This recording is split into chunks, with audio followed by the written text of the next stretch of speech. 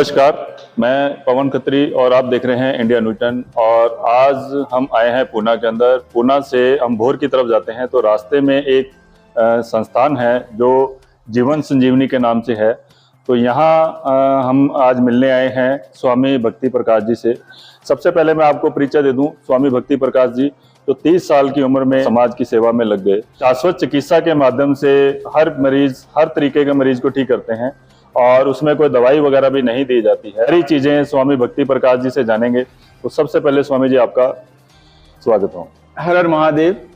स्वामी जी, अगर हम बात करें, आप अभी कुछ दिन पूर्व में हनुमानगढ़ में आपने एक कैंप लगाया था, जो कैंप 100 कुटिया महायज्ञ का था। उसमें आपने सेवाएं दी थी और आपके साथ पूरी टीम थी हनुमानगढ़ जब आए थे आप। और उसमें मैंने जो देखा, लगभग हजारों पेशेंट आपने देखे और वहाँ पे कथाएं भी हुई, बहुत सारी चीजें हुई और लोग भी ऐसे जुड़े आपके साथ। वृंदावन बना दिया आपने वहाँ माहौल, जो हनुमानगढ़ में, और हनुमानगढ़ की धरती को आपने पावन किया। और आज मुझे खुशी हो रही है कि मैं आज आपके साथ बैठा हूँ और पुणे में आया हूँ आपके दर्शन के लिए। इस तरह से आपके दिमाग में आया स्वामी जी की समाज की सेवा करनी चाहिए और ये सेवा जो है अलग सेवा है। हर हर महादेव। मैं स्वामी भक्ति प्रकाश दिल्ली से हूँ और मैं अखिल भारतवर्षीय धर्म संघ से हूँ, करपात्री फाउंडेशन से। हमारे गुरुदेव परम पूज्य त्र्यंबकेश्वर चैतन्य, जो अखिल भारतवर्षीय धर्म संघ के संत हैं, मैं उनका शिष्य हूँ। हमारे अखिल भारतवर्षीय धर्म संघ में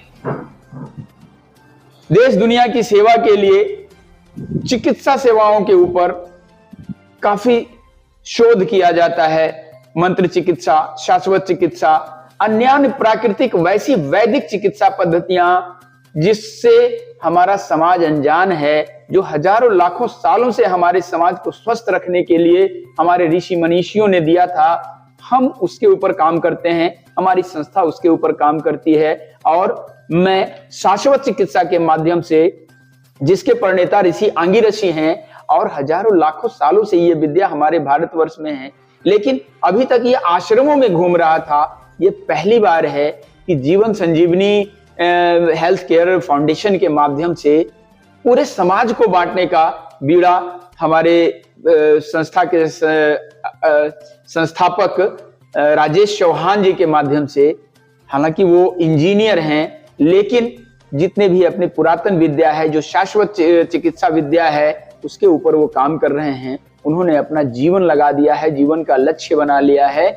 और जीवन संजीवनी पूरे भारतवर्ष से वैसे लोगों को जो इसके लिए जिज्ञासु हैं, जो चिकित्सा व्यवस्था से जुड़े हुए हैं या जो समाज से समाज सेवा करना चाहते हैं, उनके लिए ऐसी विद्या को विस्तार दे रहे हैं, ऑनलाइन ऑफलाइन भी। दुनिया में आपका नाम भी है स्वामी भक्ति प्रकाश, और आपने लगभग मेरे हिसाब से 30 से 50 हजार लोगों को आप ठीक कर चुके हैं और देख चुके हैं, और हर तरह की बीमारी को भी आपने देखा है। और उसके अलावा आप जीवन संजीवनी की बात कर रहे हैं, जीवन संजीवनी में आप सेवाएं दे रहे हैं। ऑनलाइन भी आपका सिखाने की जो कला है वो बहुत शानदार है, अद्भुत है। ये कैसे आपके दिमाग में आया कि हमें ये लोगों में बांटना चाहिए? क्योंकि आप पहले तो पेशेंट को ठीक कर रहे थे, बीमारी का इलाज कर रहे थे, अब आपके माध्यम से आपने आगे माने तो आपने आगे शिष्य बनाने शुरू कर दिए हैं। तो आपके दिमाग में कैसे आया कि हर जगह, हर शहर, हर गली में हमारा एक परिवार होना चाहिए? दरअसल ये विद्या, जो शाश्वत चिकित्सा जिसको कहते हैं, ये हमारा वैदिक ज्ञान है। अभी तक ये आश्रमों में घूम रहा था। जिस गुरु का मैं शिष्य हूं, 2 विषयों में PhD है, वो रिसर्चरों की संस्था है। वहां ऐसी चीजों पे रिसर्च होता है और वो रिसर्च करके हमारे जैसे संत खड़ा करके समाज की सेवा के लिए लगा देते हैं। आज भारत में, पूरे भारतवर्ष की बात कहता हूं, ये शाश्वत चिकित्सा का इकलौता सिग्नेचर हूं मैं। अगर मैं इस विद्या से, जो बिल्कुल सटीक है, खास करके हड्डियों की जितनी बीमारियां हैं उसकी ये सटीक चिकित्सा करती है। सिर्फ छू करके वैसी बीमारियां, अर्थराइटिस, ऑस्टियोआर्थराइटिस, साइटिका, घुटने की समस्या, जिसको मेडिकल साइंस ने बदलने के लिए बोला है, उसको छू के ठीक किया जा सकता है। ये मिरेकल है शाश्वत चिकित्सा की। लेकिन पिछले 30 सालों से मैं चिकित्सा कर रहा हूं, लेकिन एक अकेला मैं पूरे भारतवर्ष को स्वस्थ नहीं कर सकता हूं। ये उद्देश्य था कि हर भारत के हर घर में इस विद्या का विस्तार हो।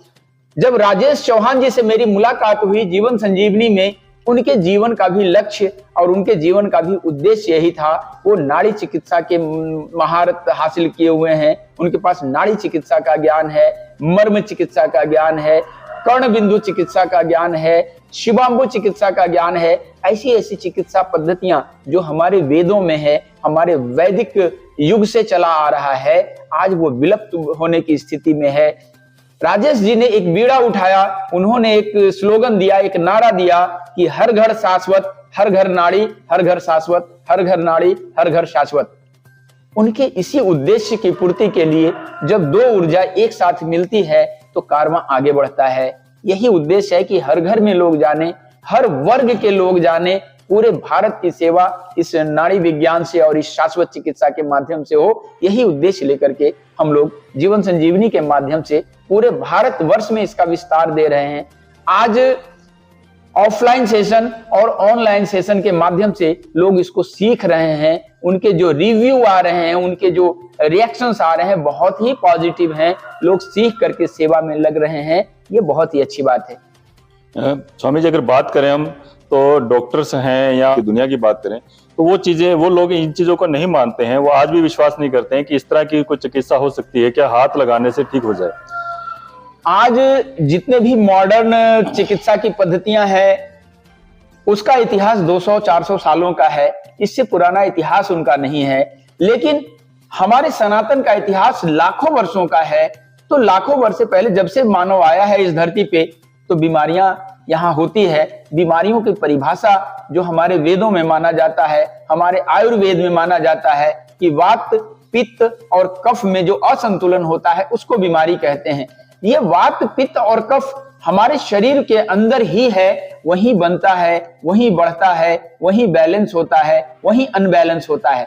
जब ये प्राकृतिक गाड़ी है, प्राकृतिक व्हीकल है हमारा शरीर, तो प्राकृतिक रूप से इसको ठीक भी किया जा सकता है। क्योंकि प्रकृति को ही सिमिलिया सिमिलिवस क्यूरेंटर का सिद्धांत इसके ऊपर लागू होता है। जो विकृतियां हमारे शरीर में आई है वो प्राकृतिक रूप से सहजता से जाएगा।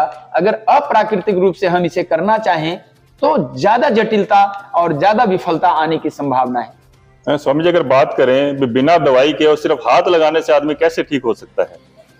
हमारे शरीर में भगवान ने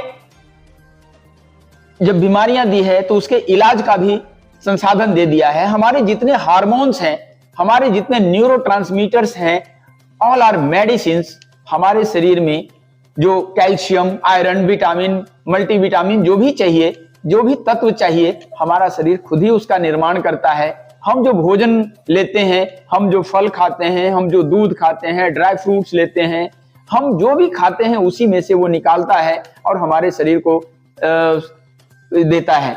हमारी आंखों को अगर विटामिन ए चाहिए, हमारा शरीर स्मार्ट डिवाइस है, इसको पता है कि कहां पे क्या देना है और कितना देना है।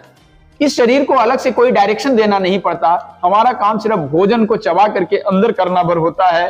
बाकी हमारे शरीर के अंग, थैलेमस, हाइपोथैलेमस और अदर जो पार्ट्स हैं, ऑर्गन्स हैं, वो अपने आप इसको व्यवस्थित करता है। इसको पचाना, उससे जूसेस बनाना, उससे मॉलिक्यूल्स निकालना, उससे विटामिन निकालना, सप्लाई करना, ये सारा ऑटोमेटिक मोड में होता है। और हमारा शरीर ईश्वर की रचना है और ईश्वर ही इसे नियंत्रित करते हैं।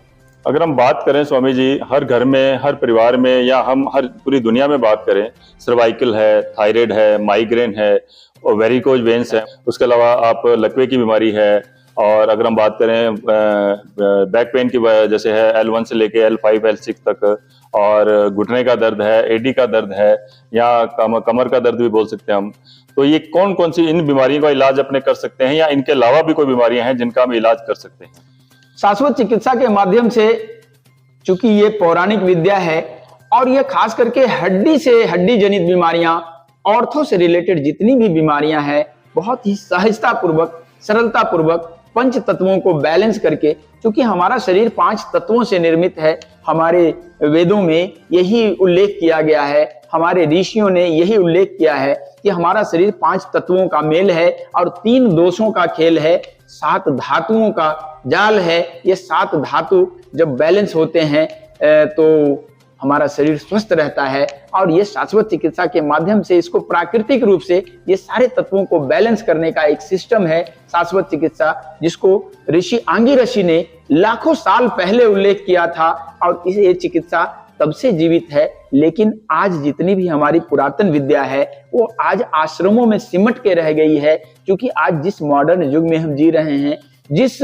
पढ़ाई को हम पढ़ रहे हैं, तो हम अपने पुराने ज्ञान को, हम विश्व गुरु के वंशज हैं, हमारे पास हमारे कण कण में ज्ञान है। जब हमारे ज्ञानी जो हमारे मनीषी हुए, हमारे ऋषि हुए, उनके ज्ञान को आज हम खुद ही नकारने में लगे हैं। जब तक उनको स्वीकार नहीं करेंगे, हमारे जो पूर्वज हुए हैं उनके पास जो ज्ञान था उसको नए फ्लेवर में, नए फ्लेवर में लोगों को देना पड़ेगा। और यही बीड़ा उठा करके हम लोग, हमारी टीम काम कर रही है। हर हर महादेव। स्वामी जी, अगर बात करें, डॉक्टर इस विद्या को नहीं मानते हैं और डॉक्टर अपने तरीके से इलाज करते हैं। जो आपसे भी अगर कोई इलाज करवा के वहां गया है, डबल इलाज चल रहा है जिसका, तो डॉक्टर इस विद्या और इस इलाज को बिल्कुल नहीं मानते। डॉक्टर के अपने ये होते हैं मानने के और ना मानने के पैमाने होते हैं। उन्होंने एनाटॉमी फिजियोलॉजी पढ़ा है। एनाटॉमी फिजियोलॉजी में अगर वो पढ़ते हैं कि heart has got 4 chambers, 2 auricles and 2 ventricles, तो क्या हम लोग जो वैदिक ज्ञान वाले हैं तो क्या ऐसा कहते हैं कि उसमें 4 चैम्बर नहीं 6 चैम्बर है? वो अगर कहते हैं कि शरीर में 206 हड्डियां हैं, तो हम लोग भी कहते हैं कि 206 हड्डियां हैं। वो कहते हैं हड्डियों में फास्फोरस है, कैल्शियम है, तो हम लोग भी वही कहते हैं। सिर्फ चिकित्सा की पद्धतियां अलग है। जैसे हमारे भारत में एक ही काम करने का 50 तरह के तरीके होते हैं। वो अपने पैथी से इलाज करते हैं। पैथी का मतलब क्या होता है? पैथी पथ से आया है और पथ का मतलब रास्ता होता है। कोई एक रास्ता है, वो भी सही रास्ता है। चिकित्सा करने के बहुत सारे रास्ते हैं, जिसमें मर्म चिकित्सा, नेचुरोपैथी, होम्योपैथी, आयुर्वेदिक, एलोपैथी, पता नहीं कितनी कितनी पैथियां हैं। सारे पैथी वही काम करने का है। जिस तरह से धर्म होते हैं, सारे धर्म वहीं जाते हैं, सारे पंथ वहीं जाते हैं, लेकिन जाने के रास्ते अलग अलग हैं। ये चिकित्सा की एक पद्धति है, ये हीलिंग की पद्धति है, लोगों को स्वस्थ रखने का एक नेचुरल तरीका है। किसी के मानने और न मानने से सच्चाई समाप्त नहीं हो जाती। अगर सूरज पूरब से उगता है तो आप ईस्ट में बोलें या पूरब बोलें, बात बराबर होता है। आप अपने भाषा में बात करेंगे, मैं अपनी भाषा में बात करूंगा। अगर मेरी भाषा आपकी समझ में नहीं आती है तो ये आपका प्रॉब्लम है, ये शाश्वत चिकित्सा का प्रॉब्लम नहीं है।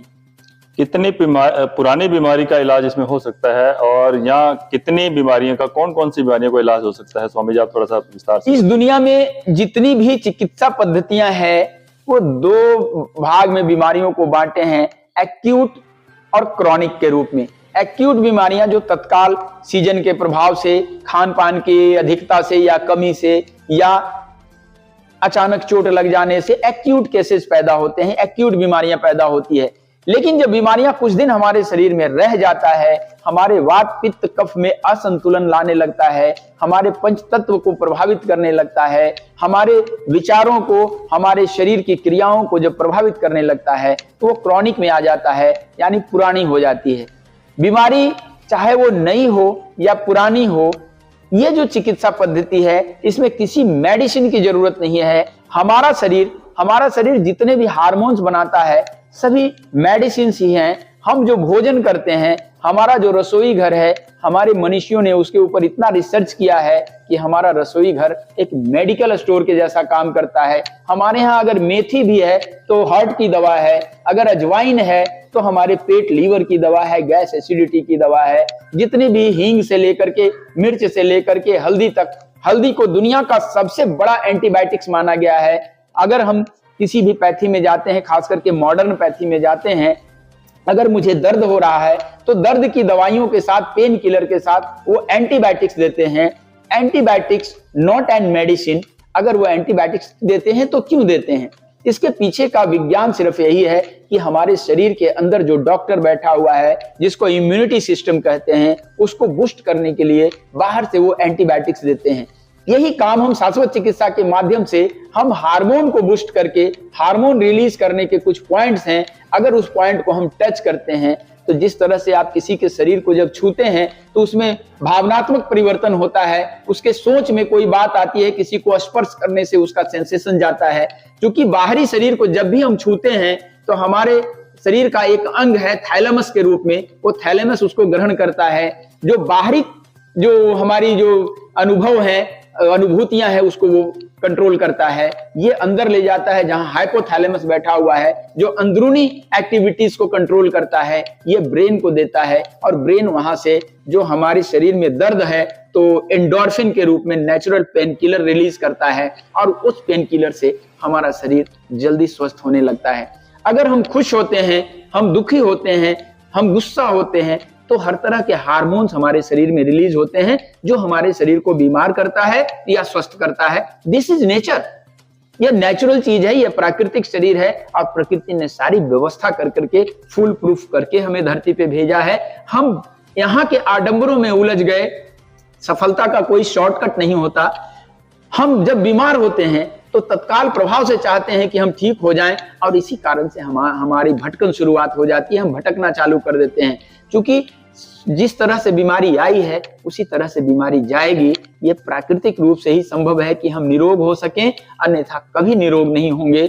हम जो केमिकल वाली दवाइयां खाएंगे तो उसके साइड इफेक्ट हमें और बीमार कर देता है। हर हर महादेव। जैसा कि आप देख रहे थे, हमारे साथ स्वामी भक्ति प्रकाश जी हैं, बीमारियों के बारे में बताया, विस्तार से बताया। तो आगे पार्ट 2 में भी बात करेंगे इनसे। आप देख रहे थे इंडियन न्यूट्री चैनल पवन खत्री के साथ, और हमारे साथ थे स्वामी भक्ति प्रकाश। जय हिंद, जय भारत। हर हर महादेव।